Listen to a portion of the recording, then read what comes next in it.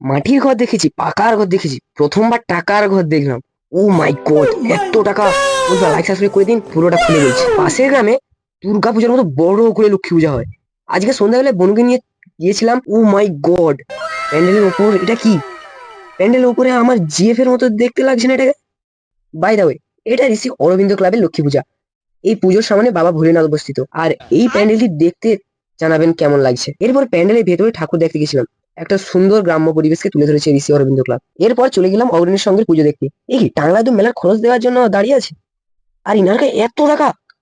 আমার পকেটে মাত্র 5 টাকা, দারুণ লজ্জার ব্যাপার। যাই হোক, লাজে লজ্জা পকেটে লুকিয়ে ঢুকে নিলাম এই খড়ের ভেতরে। ও মাই গড, এখান থেকে মেলা দেখার জন্য দু একটা নিয়ে আমিও চলে গেলাম প্যান্ডেলের ভেতরে কাজগুলো দেখতে এবং প্রতিমা দর্শন করতে।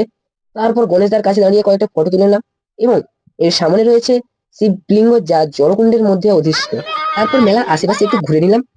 তারপর বনুর জন্য এই দোকান থেকে খেলনা কিনে বাড়ি চললাম।